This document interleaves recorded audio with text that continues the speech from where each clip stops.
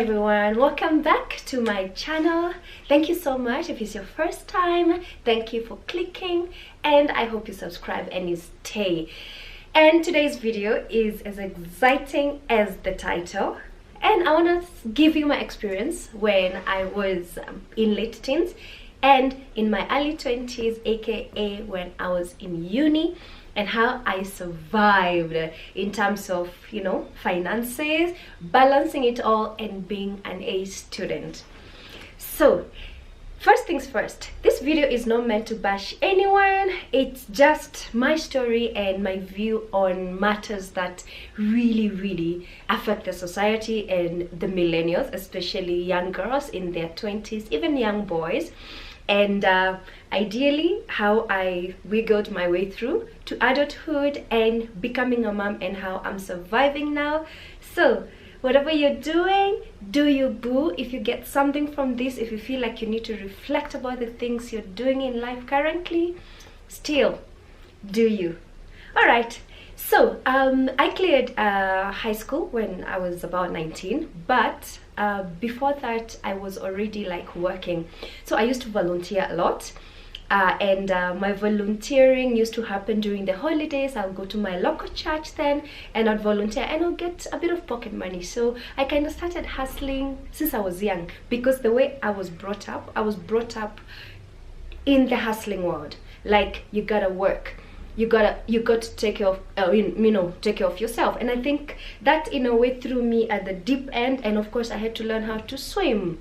So because of my experience with my father and how I saw him treating my mom and myself, I made a vow and I said, you know what, I will never ever, this is very personal to me, I will never let someone have power over me or tell me that was it not for me, you couldn't be where you are. And so that changed my mindset from the word go since I was a very young girl, and I've only known nothing but work. Anyone who knows me since back in the days, they know I've always hustled, like really hustled. There's not any kind of job I've not done.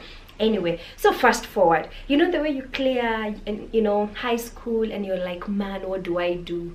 Me, I remember I was staying with an uncle of mine somewhere here, like Thika Road, one of those push areas.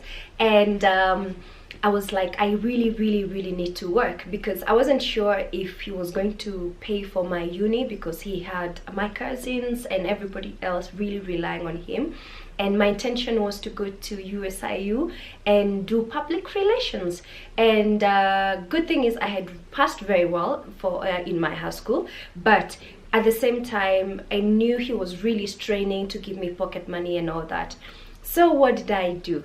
So the first job I applied, he used to come with a newspaper every evening and he would just give it to me, and I would apply and apply. Those ones for at the classified, yes. So he would give me every evening and he would tell me, Jambi, yeah, he calls me Jambi, Jambi, just look at this newspaper, see what you can get.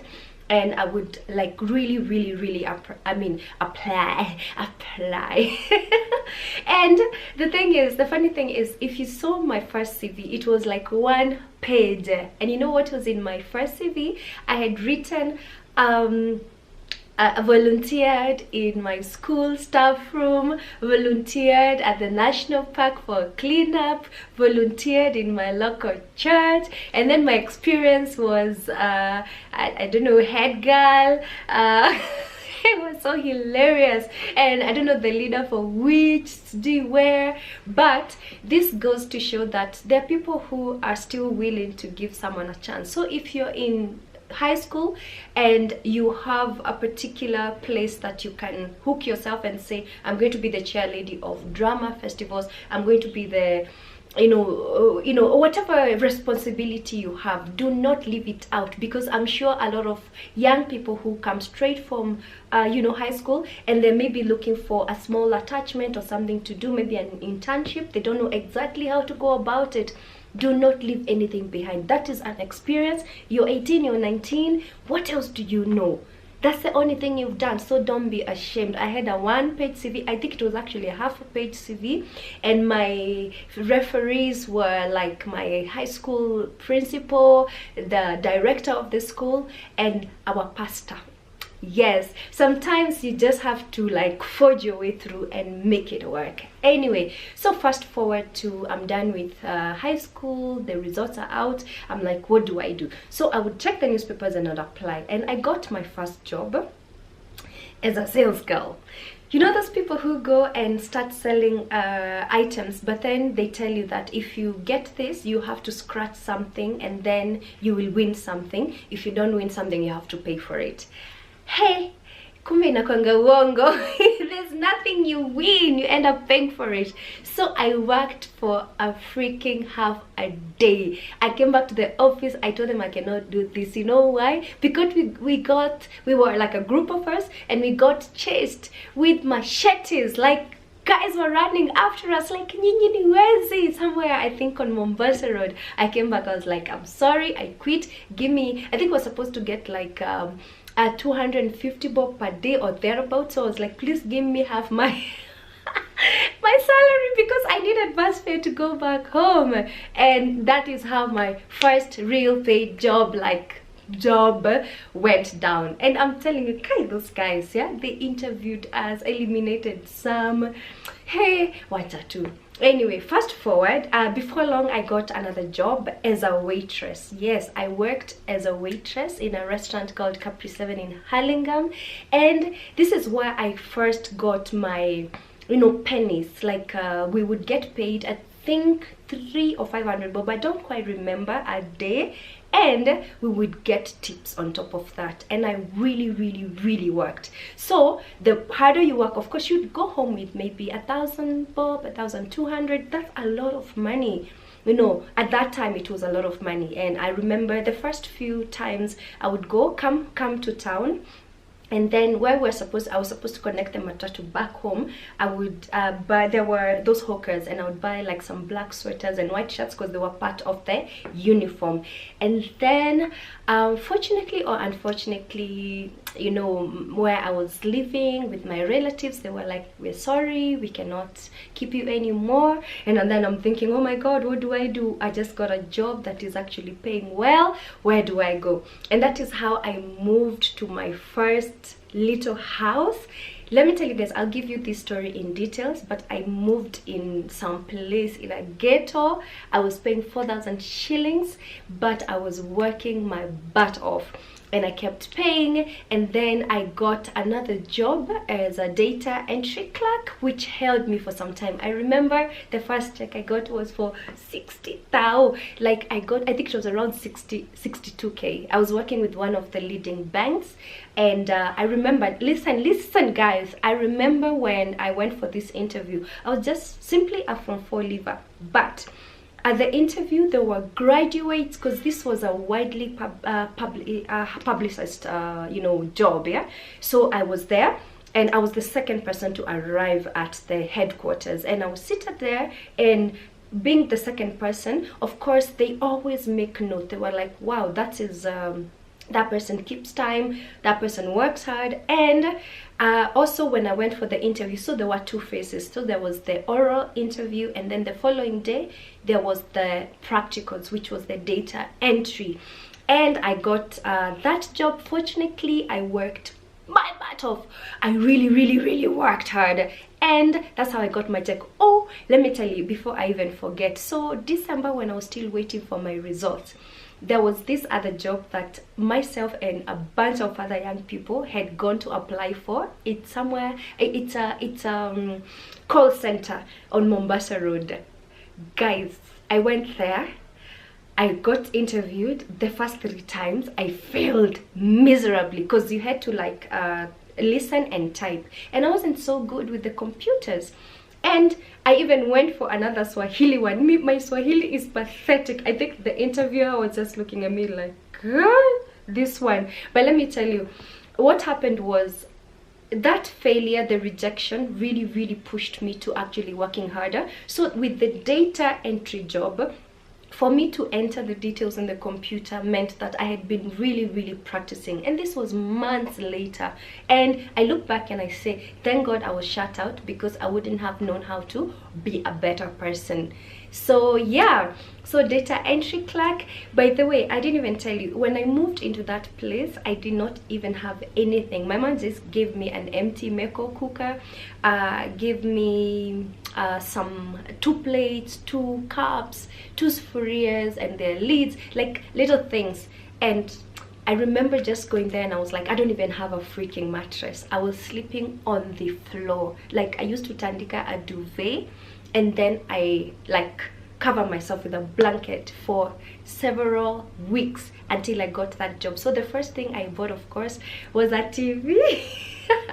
And then I got a mattress, and then later on I got a bed which was slightly bigger than the mattress. And I remember, because I had gotten the mattress just in the neighboring, you know, supermarket, I went and I had not removed the wrapper, like, you know, the bag. So because I knew the floor would be cold, and in my head I was thinking, if anything gets wet, it won't seep through the mattress. So it wasn't like too many days old, and they exchanged for me.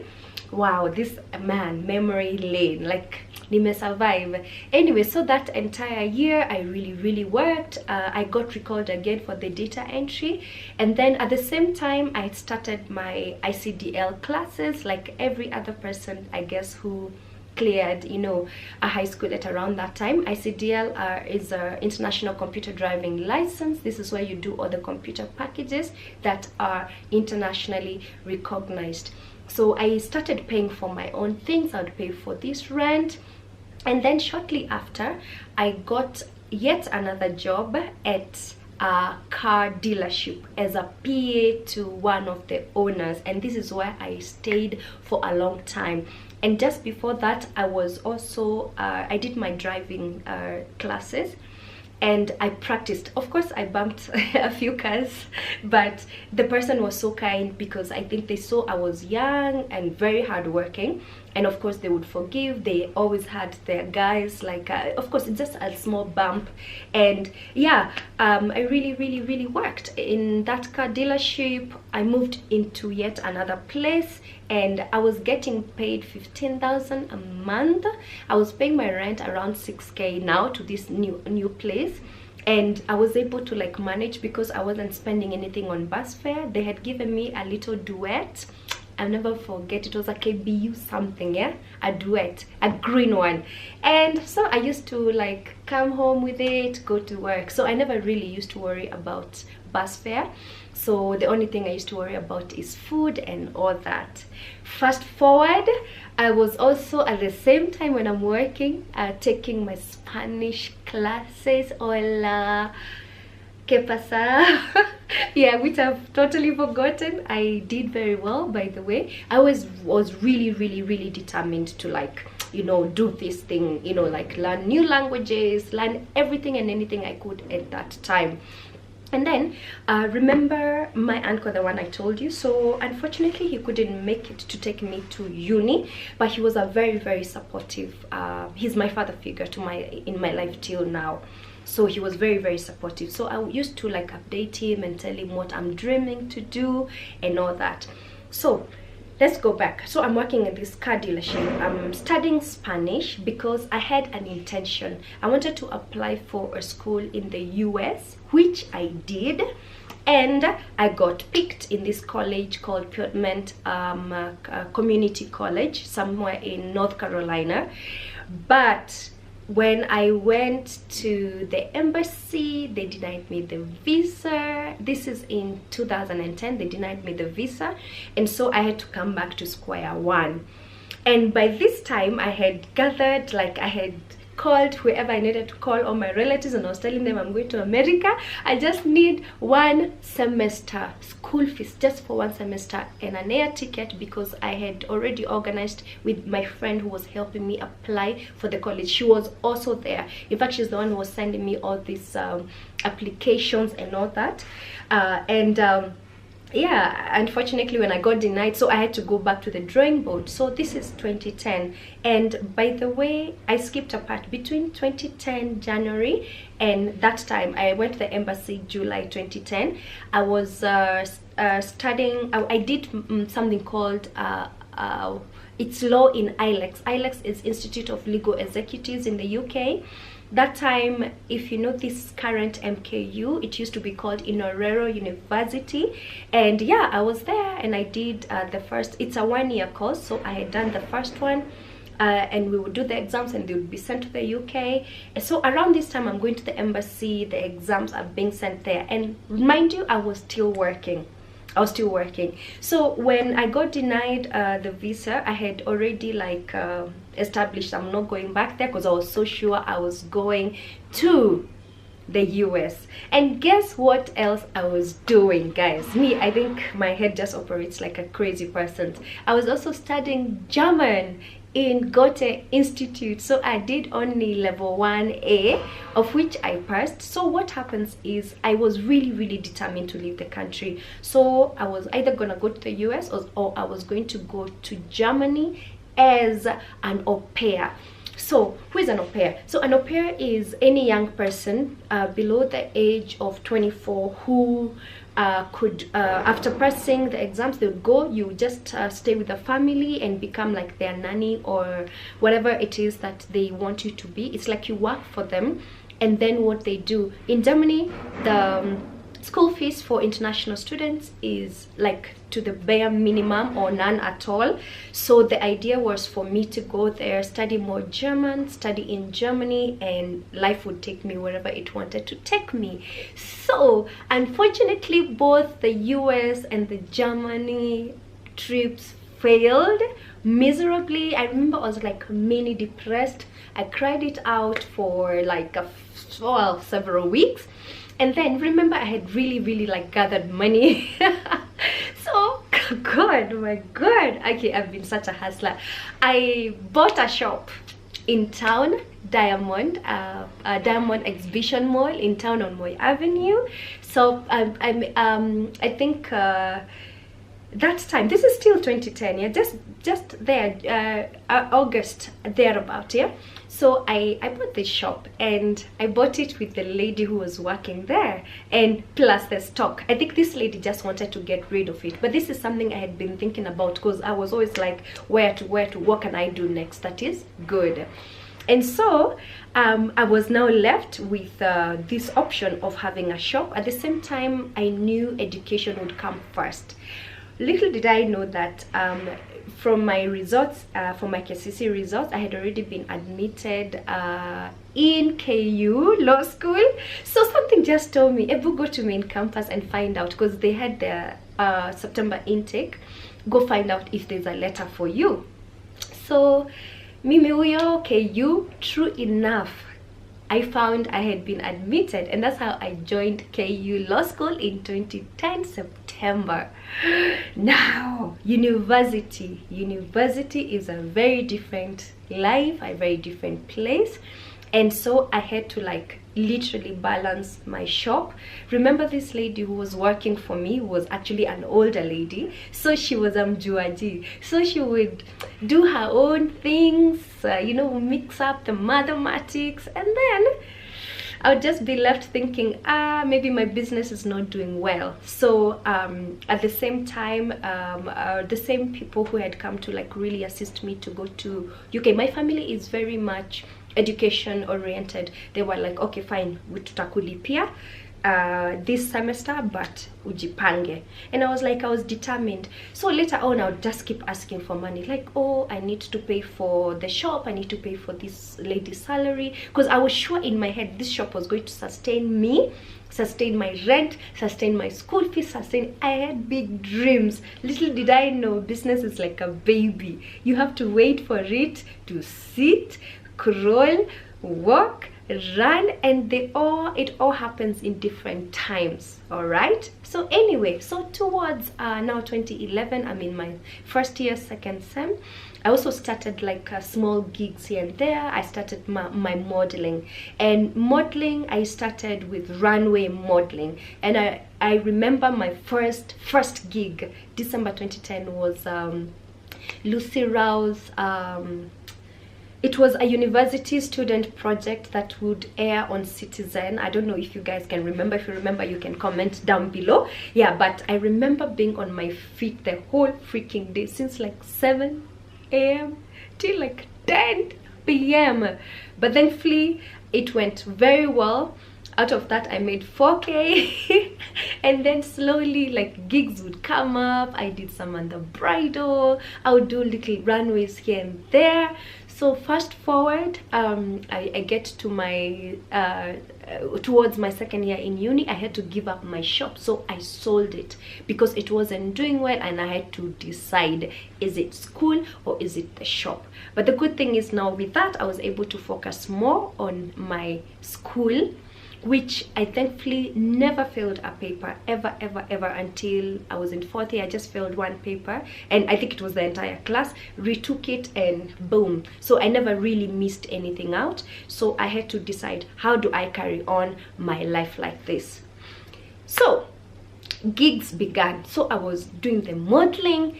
I did a lot of hosting jobs. You know those jobs you find these girls maybe with a Belair bottle in some club, but mine were more corporate. We would be called maybe by a company like Total, but I was under someone. There's a lovely guy called Licky Odera. I keep saying this, Licky Odera alinilea when I was in uni. He's the one who used to give me jobs. He used to give me even up to 4 jobs in a week. And I'm talking of every time would host. So the payment would be between 3,000 and 5,000. So can you imagine 3 to 5,000? Let's on average just say 4K times maybe 3 or 4. That's almost 16K a week, guys. And all it took was discipline, determination, because of course, he had so many girls to work with, but every time he would have me on board, I would give it my best. And when you give your work your best, let me tell you, it works. Sometimes we would have jobs as early as 6 a.m. because sometimes the jobs would air on TV like Daybreak or This Morning News, and it would be like launches for that time. I remember we worked with Super Sport a lot. We used to work with I remember I did something with either Total or Shell. I don't remember which one is which. There were exhibitions, like expos, you know, in HKICC. Those ones, just think about it. You're paid 4,000 again, like for 4 days. That's 16,000. It used to be really decent money, and I used to save like crazy.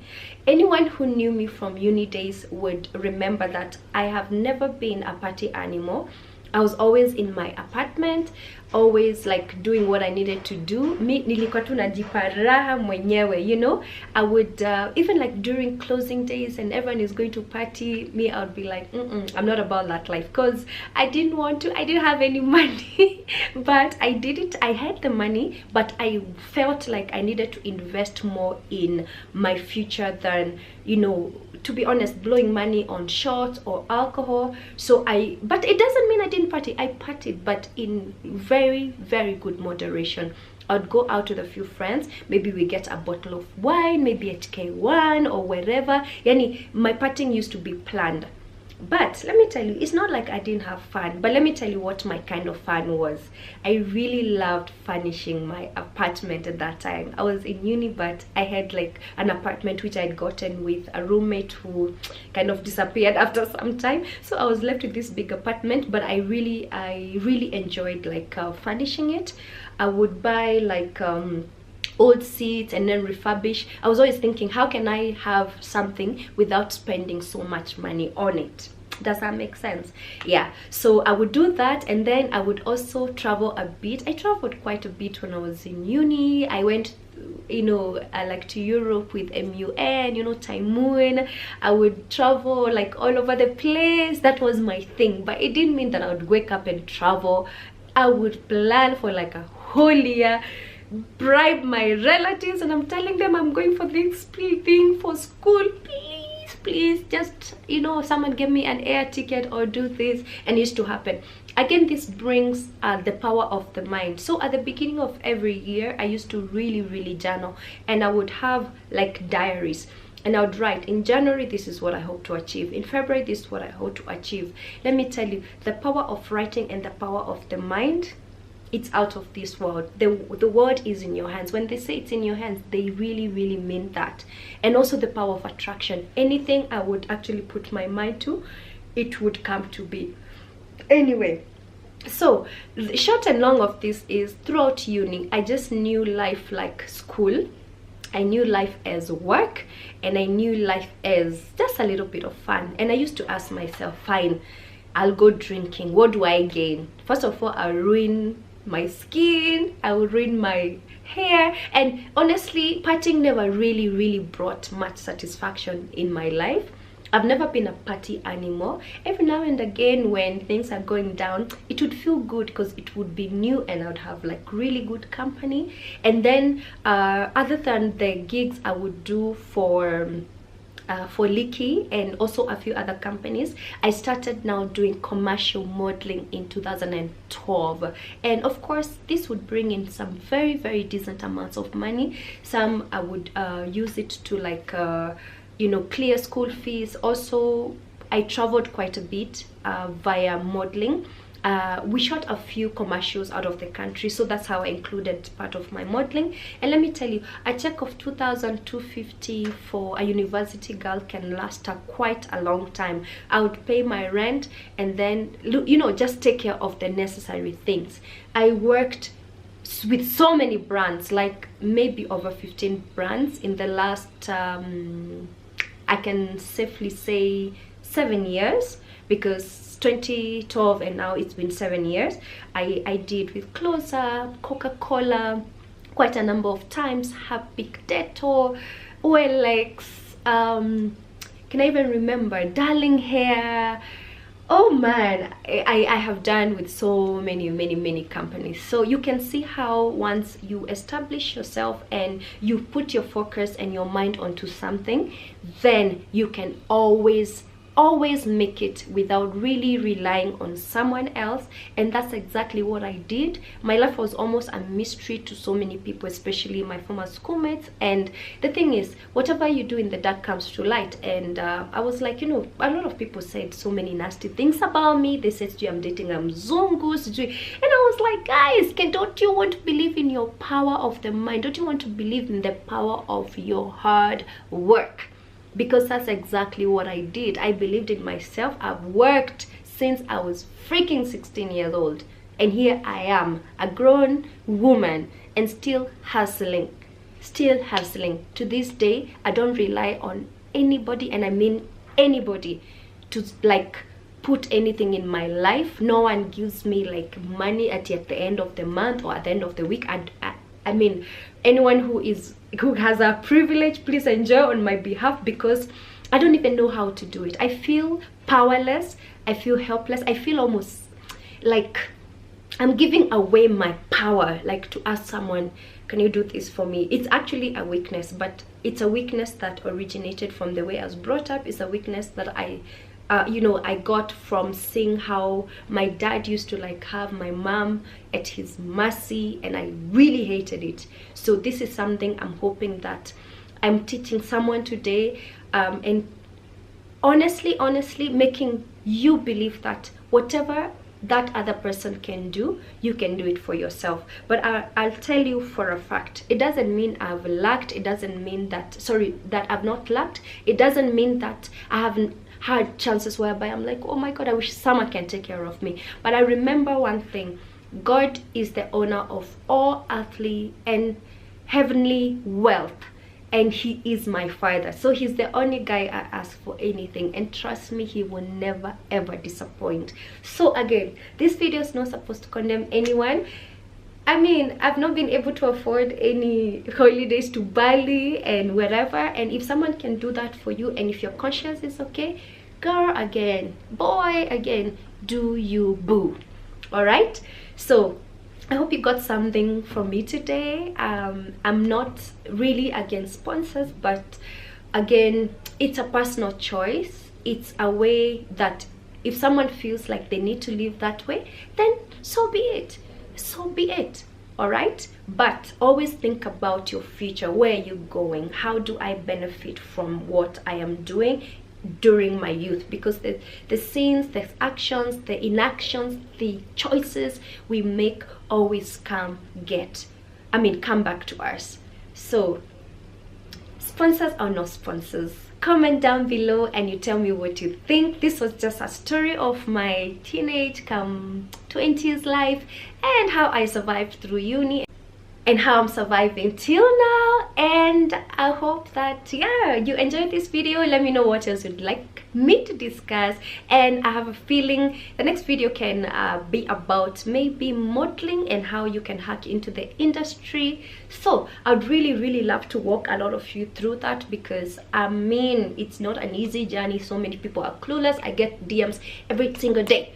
How do I get into modeling? I have a tab in my highlighted Instagram stories, but no one bothers to check there, so they always come, and I can blame them, because if this is a new follower, I can only understand how they may not be able to see it. But if you're watching this, please go look at my tabs, my highlighted tabs written modeling, and let's make some moolah. Let's be positive and do the right thing if it sits well with your conscience.